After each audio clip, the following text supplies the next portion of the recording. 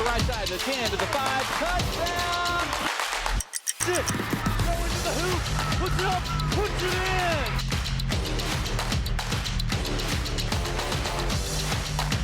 A fantastic play.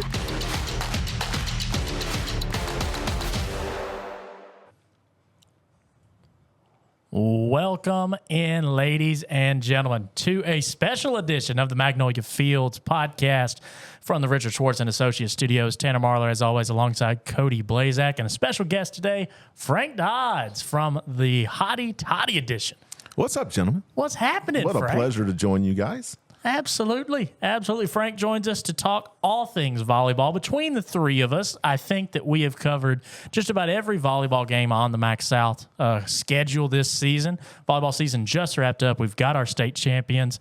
Without further ado, we've got plenty from our area. So let's go ahead and dive in to 1A, West Union versus Stringer. Obviously, West Union and Miss LaFleur, the freshman, backpacking them all the way to the state championship game. They fall to Stringer, Frank. Yeah, she had the 8 kills. So, she was there. She had good helpers with her, too, on that team. I know you've talked about it in last week's edition. Can this be an Ingomar-type run at the 1A as West Union gets their feet up under them, some success, tastes that success this year, and builds upon it? Because she's a freshman. Yeah, and I think with her being so young, I think now you've got the blueprint, right? I think you've laid the groundwork, that same groundwork that you kind of alluded to Ingomar laid during Macie Phifer's freshman year, to where, hey, we know how to get there. We've just got to know how to win it when we do. And I think that becomes the focus for West Union. They get, obviously, LaFleur back. They get a lot of talent back on that team. And they can kind of build around her and kind of rework, retool some of the offense. And, of course, she's going to get better. I think she's only going to improve over these next few years in MHSAA. But as far as how that one went, like you said, she was there, but Stringer kind of controlled a lot of the tempo in this one. I think that next season it could be a different story. Well, you look at that second set, too. Stringer was down by 8 and still won it. Yeah. So, I think that just speaks to it. But West Union, like we said, the youth, it's a scary thought going forward if there is a foundation similar to Macie Phifer and what they can do. We have covered her for 3 years, and she was on varsity her 7th grade year. Yeah. It's scary to think what can be built from that. It is. And my favorite set of all the volleyball games that Max South Sports Network did, and we had a lot of fun and so much better than slow pitch softball. Oh, my gosh. The volleyball, we're indoors, we're seeing these great gyms around the area, and it's a sport that they can compete in scholarships. We had this discussion on another show. You guys lived it. The growth of soccer in this area. The volleyball has eclipsed that. Because soccer plays in the wrong season. They play in the winter. And there are some good soccer programs up north, but nothing like this slate of good volleyball programs up and down all across our catchment area, all across the coverage area.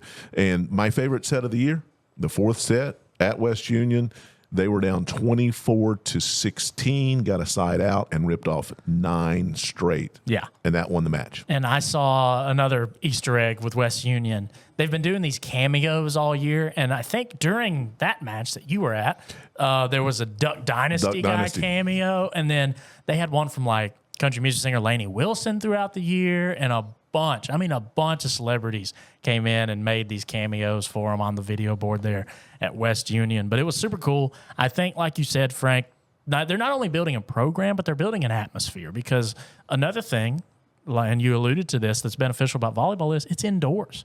If there's a volleyball match scheduled, it's getting played. Okay, and you can kind of plan around that. The student buy-in has been cool to see. I know it wasn't for Mac South, but I was working the North half matchup in 2A between Ingomar and Union. I have never seen a gym that packed out for volleyball until this year. Both sides were completely packed out. Student sections were packed out. It was a insane environment to be in, and I loved every second of it. And we wouldn't have that kind of environment during this fall window if it wasn't for volleyball for placing slow pitch, like you said. So definitely a huge benefit. It's must attend. It is. for so many schools up north, particularly. It is, absolutely, because they're just good at it. Speaking of a team that's just good at it, that has been good at it now for a long time, 2A state champions, Ingomar. They go on to sweep Lake. Macie Phifer, obviously in her senior year, gets the three-peat. Coach Andy Wilbanks and staff get the 3 straight. And another fun statistic here. As far as we can tell, Macie Phifer is the only player in MHSAA history, because, again, volleyball is relatively new, to have 2,000 career kills and 2,000 career points in basketball. And we talked about this on an earlier episode, Frank. You've been around the MHSAA scene longer than we have, just by math standards. Where does Phifer... That's an age comment, Cody. I'm just talking math. Where does Phifer rank to you on kind of the all-time great list of female athletes in the state's history? Yeah, she's got to be one of the top that I've ever seen in person. And you want to hear a scary thought? I was visiting with them. Max House Sports Network had a couple of their games, and I got to do those. And I was visiting with them, with the coaching staff, and we were having a good time. They tell me Bella Phifer, her younger sister, may have been the most improved player on their team this year. So I don't think it's just going to stop because Macie's graduating. And I don't either. You and I have talked about this from time to time with Bella and Macie, and how good Bella is just gets overshadowed from Macie because she's the D1 athlete. That's not a slight to Macie or Bella. Yeah, it's just when you're already a D1 recruit and you've committed and you're getting all of these accolades, it's hard not to make her the focus. And now that she'll be gone, I think it is a scary thought to see what Bella is going to do because she's might be close in that realm. Yeah. Way too early prediction here, guys. Could Ingomar go 4 straight without Macie Phifer? It's not going to be as easy. It's not. They've got a lot of nice pieces. They have a lot of supporting cast. When you think about their basketball history in Ingomar, the gym is always open. It's the centerpiece. That is not just made up hype. That is the truth. It's the truth. It's always it's an open door policy at Ingomar's gym. They don't do football. They don't mess around with that stuff. If you want to come in the gym, and here's the thing I love about Ingomar too, when you go to that community, it seems like the gym is the centerpiece of it. If it happens in that gym, everybody's there and everybody knows about it. And I think that's special. I think that's special for that community. So like you said, I think a 4-peat is really within the realm of possibilities. Which is crazy. Yeah. It means some of those players will go every single year winning the state championship. Yeah, with a ring. On into a less pleasant result in 3A, at least as far as our coverage area is concerned. Belmont drops it to Our Lady Academy. They beat Kossuth in 5 sets to get to the state championship and then wind up dropping it in some pretty close ones. 14 service errors. Yeah. Going down the stretch in that one. Yeah. Kind of sealed their fate. And I'm a little bit worried about Belmont. I didn't get to see them this year, but they are graduating 5 seniors. Mm-hmm. And they do have Keely Robinson coming back. She led them in the state championship game with 16 kills, 12 assists. That's a combination you don't always see either. It is. And so they've still got nice pieces, but losing 5 seniors, that may be a difficult task to overcome. Well, we didn't get to see a lot of Belmont this year, obviously, but we did get to watch Kossuth and Boonville in the match to advance. Kossuth, a lot of young talent that is coming back. Boonville, a dominant player in I'm sorry, I'm blanking, but whoever Frank just said, dominant player, absolutely. Keely Robinson. Yeah, dominant player. I think that's a matchup that we'll see a lot in that north half for 3A in the coming years. So Belmont, very realistic chance to get back, but I think they're going to have to get through Kossuth every year to do it. Oh, and Max House Sports Network I got to see Boonville against Tisch County. Mm-hmm. Tisch County, as we all know, is becoming a volleyball school. They are. They're already a women's basketball school. The women's basketball God school. knows they're not a football school. I was setting you guys up for that. And then I got to see Tisch County a little bit later. They had a nice season. And, they did. So, but yeah, getting to see them against Boonville, you're exactly right. There's going to be some nice. There's going to be a lot of good teams again next year. It seems like it's just so deep in the north, man. It just seems like volleyball is so deep in the north. So I'm excited. I'm also excited to talk about what's coming on the other side of this break. We'll get into the 4 through 7A state championship runs here in just a moment on the other side of this message from our sponsor. Stick with us here on the Magnolia Fields podcast.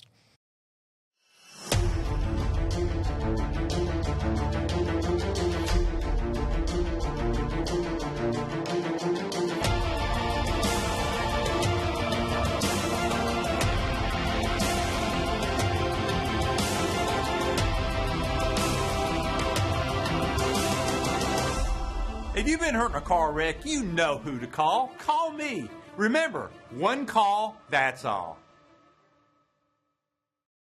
Welcome to the Richard Schwartz and Associates Magnolia Field Studios. One call, that's all.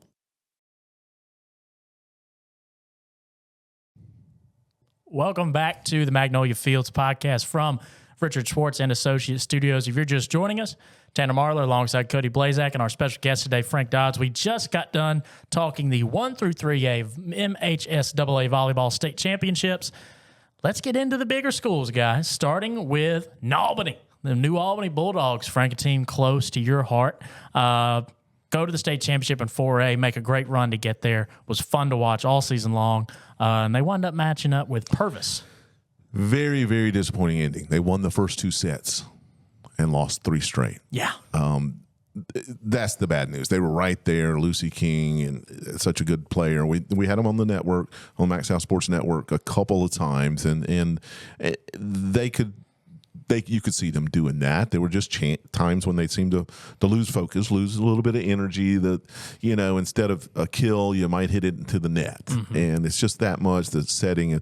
But nobody to blame. The good news is, only 2 seniors, I believe, are on that starting lineup. Only 2 seniors that started. You can replace that kind of production because if I'm not mistaken, those 2 seniors, and from watching back against a lot of y'all's game or a lot of the games you called, those 2 seniors, now don't get me wrong, they provided some production, but I think it's a replaceable amount of production.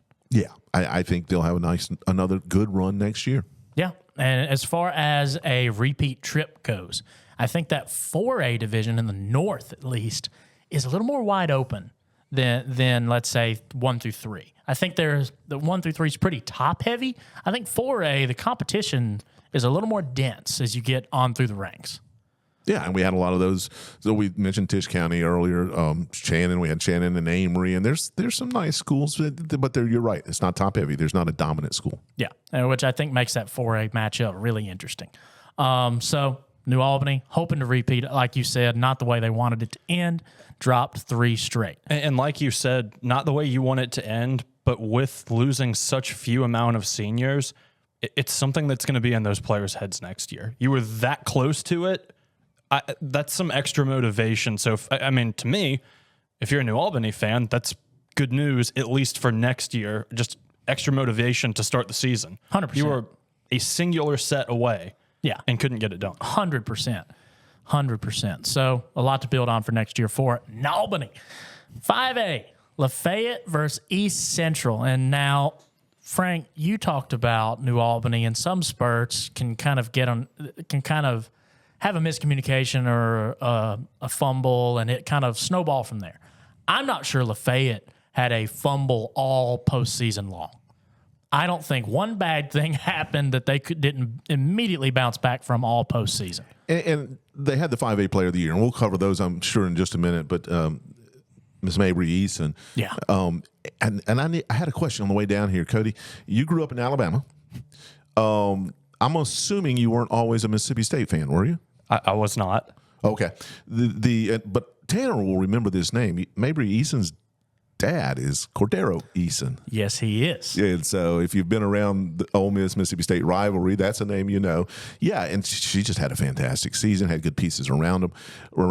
A great coach. Volbrock, great coach that comes out of a great volleyball tradition. And, she just didn't have to do it alone. So if she were a little bit off, and it's funny, a good friend of mine, Coach Brad Gray, his stepdaughter, Chloe Carr, had moved. Their libero had moved and wins a state with MRA. Yeah. Who but obviously NAIA or MAIS going on right now. Yeah. But yeah, MRA winning that. And then you got Regions in the same area. They win a state. And yet Lafayette has all those nice pieces. Oxford was good too. No, Oxford was good. Oxford volleyball was arguably the best. Is still arguably the best fall thing to watch in Oxford this year. But as far as 5A goes, like you said, Lafayette County, just all the pieces you need, a great coaching staff, and it never hurts to have a player of the year. Never. You're not going to complain about it. You're not going to complain. You're not going to give that trophy back, are you? No, I don't think so. I think they'll hold on to that one. As far as Lafayette goes, though, you covered them way more than we did this year, Frank. Who's returning? Who's leaving? Who do we need to watch out for? You know, Eason's graduating. I'm trying to remember. Volbrock is, I believe she's a junior. I think they've got younger players all over that. I don't remember them being a senior-laden team. We had Lafayette and Oxford in a little cross-city rivalry. Oxford actually won that match. My memory tells me it was right here on the Max South Sports Network. But to me, it seemed like Oxford had more seniors than Lafayette. Yeah. And that Lafayette was going to just continue to build, and they get good athletes. I think they've got the coaching staff to do it. They've got the coaching staff, no doubt about it. Also, that groundwork has been laid. Back-to-back state championships. I mean, obviously, Eason wanted it in her senior year, but she had the one in her junior year, and now has just set the path for these players to continue doing it. I mean, yes, it's tough to lose her, but you can replace her. Yeah. I think this is going to be a fun team moving forward. 100%. And we won't spend a lot of time on this 6A group because we don't have many teams. No, but there is one interesting hook. Yes. And I'll let you get to that in a moment. 6A matchup, Lake Cormorant versus Hancock. Now, Frank, go ahead. Lake Cormorant won it. Your earlier comment about Ingomar, what was Ingomar's final? I believe they only record? lost 41 and 2. Who'd they lose to? To Lake Cormorant. Yeah, I mean, a fantastic team, top to bottom. Well, I mean, you and I have talked about this, that Ingomar team lost a total of 8 sets all season long. 4 of them were to Lake Cormorant. Yeah. Which is ridiculous. Yeah. I mean, it's rightly deserved for Lake Cormorant, if we're being honest. One of the most well-organized things I've ever seen. I'll tell you what really made me go, wow. When you look up Lake Cormorant's volleyball page, this is the Max Pretz volleyball page. We've got 7A high school football coaches that don't do this. Every player has a headshot. Every player has stats. It is a completely comprehensive list of everything going on in that program.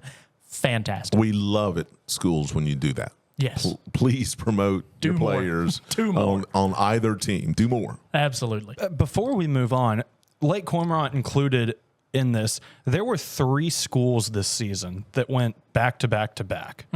Our Lady, Lake Cormorant, and Ingomar. I'm not sure what's crazier, a school winning their first or 3 schools in the same year getting a third in a row. Yeah. I mean, Wild. it's wild. 7A winds up being between Lewisburg and Ocean Springs. Lewisburg, obviously, a school that's grown exponentially in the last few years, just in terms of just students in the actual program.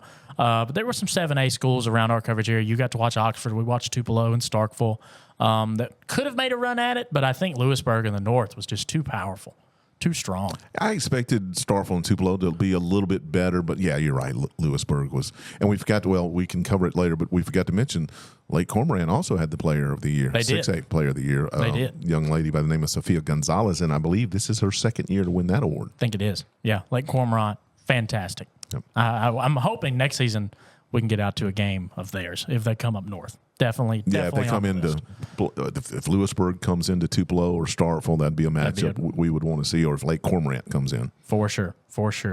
That just about does it for our volleyball coverage this season. It's been fantastic to all the wonderful teams, coaches, players, and staff that have been so welcoming to the Max South Sports Network and our crew here all season long. We just want to send our thanks and just offer our praises for one fantastic season. One other player we have not mentioned from the area, Miley Switcher, the 1A player of the year at Pine Grove. At Pine Grove. Yeah, and Pine Grove, I think, that might be your West Union rivalry there in North Half, Pine Grove and West Union. So definitely looking forward to that. Switcher only a sophomore this year. She's still got a couple of years. Switcher and LaFleur in 1A. Yeah. It's going to be fantastic to watch. Fantastic.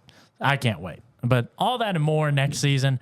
We're going to get into some gridiron, some Friday Night Lights here in the last segment of the show. Glad we got Frank Dodds with us this week. We're talking Calhoun City Bruce and then Kosciuszko Houston. So we'll be back here in just a moment. Stick with us with all of that info on the Magnolia Fields podcast.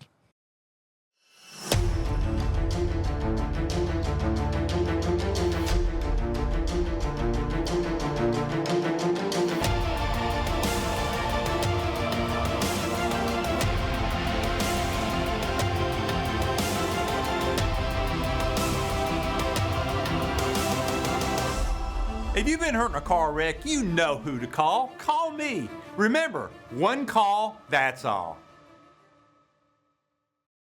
Welcome back to the Magnolia Field Studios, brought to you by Richard Schwartz and Associates. One call, that's all. Back here from the Richard Schwartz and Associates studios in the Magnolia Fields podcast. Tanner Marlar, Cody Blaszczak with Frank Dodds in the studio with us today. Fellas, it's still football season, and we are winding down. We're starting to get a clearer picture of what these divisions are going to look like. Last week, we had our game of the week, the Schooner River rivalry. Frank, you've been on the call with us for that one before. That one always gets heated, even though it's a little bit of a one-sided matchup. Calhoun City did take the win, moves them to 20 straight victories in that rivalry. I was about to say, it was not always that way. No. A really good rivalry back in the 90s, early 2000s. It's just different trajectories. It is. And in fact, the record all time is just now getting pretty close. I think after that one, Calhoun City is up 1, which is wild to think that you can win 20 straight. And it's even now. Yeah. But just kind of like you said, Frank, shows the trajectory of this Calhoun City program under MD Jennings. In our preseason episode, we said if anybody in our coverage area is going to make the 2A state championship, it's going to be Calhoun City. And our good friend Perry Lyles. Exactly. Which we featured on the Ripley-Tisch County game a couple of weeks ago. Exactly. So Calhoun City was dominant in that one. There's a lot of Pittman kids in Calhoun City. 4 on the roster. I think there was 5. One didn't play. 4. There were 4 that played. One didn't see the field. The Perry Lyles before the Ripley-Tisch County game, he just looked at me and said, "Frank, you've been covering me for a long time." I said, "I have never seen a Perry Lyles team 1-5." He said, "You didn't cover me at Coffeyville." Okay. That's fair. That's fair. Touche. Well, with that being said, obviously Calhoun City takes that one by a wide margin. But into this week's game of the week, I think this one could be a little closer, fellas. Kosciuszko and Houston. And this one is, I believe, at Kosciuszko. That it is. Is it? It is. Kosciuszko's got a lot of young talent on this team, guys. I can't stress that enough. Just a few weeks ago, they had a couple 2026s, 2027s visiting Mississippi State. I'm sure they'll make the rounds to Ole Miss here before long, if they haven't already. It's a team with a lot of young leadership, and I think that could be dangerous as we get into the postseason. But as far as right now, they're 4-3 on the year, 2-1 in district play. They did get trounced by Louisville, 38-7, but they beat Greenwood 30-28 in overtime. What do you make of this Kosciuszko team, Cody? Like you said, a lot of young talent. I don't think it's going to happen this year. I think you've still got some time. I mean, you've got a lot of sophomore running backs, a lot of sophomore receivers. You have a sophomore quarterback as well. So it just takes a little bit of time for them to develop, and they're getting experience now.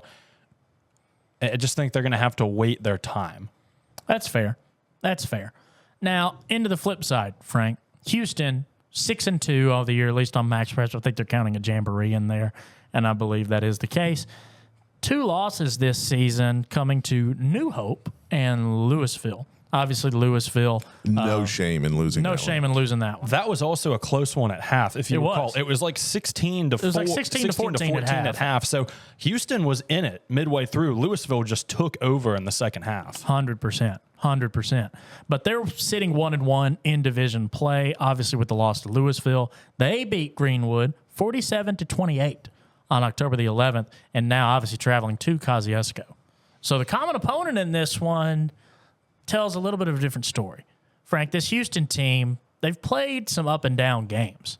I look at the game where they traveled to Shannon earlier in the year, only won that one 7-6. They've had some games where this offense hasn't been as explosive as it needs to be. Can that get rectified here late in the season? I really like their coaching staff. I really think they will put something together. They'll be on the road, and it's difficult to be on the road. But ever since Ty Harden went to Tupelo, they're having a great season. Absolutely. I really like where this coaching staff has gone. Well, that's a hard piece to replace. When you hire a Dampier, you're done pretty good. You've done okay. I mean, you know that whole your coaching family. Exactly. You know your team's going to play defense, and you're going to run the ball. Yep. That's what you're going to do. That's what you're going to do well. And those things travel. Exactly. Those two things travel. And I think that gives Houston a leg up here in this one over Kosciuszko. That would be – I'm not in the prediction category, but yes, I think those are the things you're looking for. You say 7-6 only over Shannon? Mm-hmm. Shannon's turned out to be really pretty good. Shannon's really good. I mean, the epicenter, this game is where Max South Sports will be, network will be, but – we're going to also keep an eyeball on Lee County. Exactly. This weekend, as you've got Clinton coming to Tupelo, you've got East Webster coming to Moorville, and you got a big showdown between Amory and Shannon. Yeah, and that Amory-Shannon spot, obviously for that second seed, really in their division. Itawamba, I think, has taken that one. They've beaten Amory. I believe they've beaten Shannon. So, and that's a battle to host a playoff matchup first round. And you've got New Albany still sitting out there undefeated in 4A. We said earlier in an earlier episode, I think it was 2 or 3 weeks ago, I think 4A this year might be the most competitive it's been in a long time because Louisville's shown they're not bulletproof. They have the one loss on the season. And every other team in 4A has just shown to be really solid, at least at the top of that bracket. Itawamba's solid. New Albany, very solid. They've got a quarterback. And, I mean, we've talked about Shettles. He has nice pieces around him, too. He does. He's got two running backs, Knox and Boyd, who both average over 60 yards a game on the ground. You put that into one back, that's over 100 yards from your running back. Yeah, 120. There's a lot of production out of that backfield. And they've got a good defense. They've got the Parker Hicks and Parker Skinner. The New Albany's got a pretty good going into the playoffs. Now, of course, you'll have to look forward. You got to get there. But you got to beat Louisville. You got to meet Louisville. And it would be a third-round game. Not that anybody in New Albany's peeking ahead. But surely not. No. Surely not.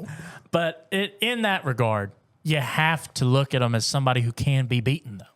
I think that now that – and I don't want to say David is slain Goliath because Kamario Taylor is Kamario Taylor. But they've been beaten, and they've shown some areas that they're weak. And we said this last week. If you've got a quarterback and a receiving core that can go out there and air it out, I think you can beat them. Because the defensive backfield of this Louisville team is not battle-tested. And when they got battle-tested against Taylor and company, we saw how it ended. And they're not going to get a Kamario Taylor in New Albany. But they're going to get as close as the rest of 4A can get. They're not going to get him. Because he is a whole different beast in his own. I mean, he is in his own category. He is. But what I will say to that point, I think they're a better put together team. I agree. Which I think will hurt them. I agree. All right. Frank, you said you're not in the prediction business. We do it every week. We've got about a minute and a half left. Give me your score prediction for Houston Kosciuszko. 24-18. I don't know how you get 18. But I don't know how we got 30-26 when we did Ripley Tisch County. Neither one of those scores. I'm going to go Houston Tisch on the scored? road. Wow. They scored 4 touchdowns. Both teams scored 4 touchdowns. Final score 30-26. I'm messing around. You do the math. I'm messing around. Cody's still trying to collect himself. I've got Houston in this one by a touchdown. I've got Houston in this one by a touchdown as well. And I will also say Kosciuszko's schedule this year has been very odd in the sense that they have only had 2 home games 7 games into the season. Yeah.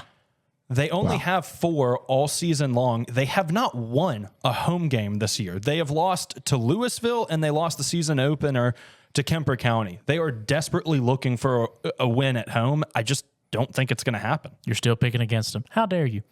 How dare you? You're just trying to keep ahead of me in the season record.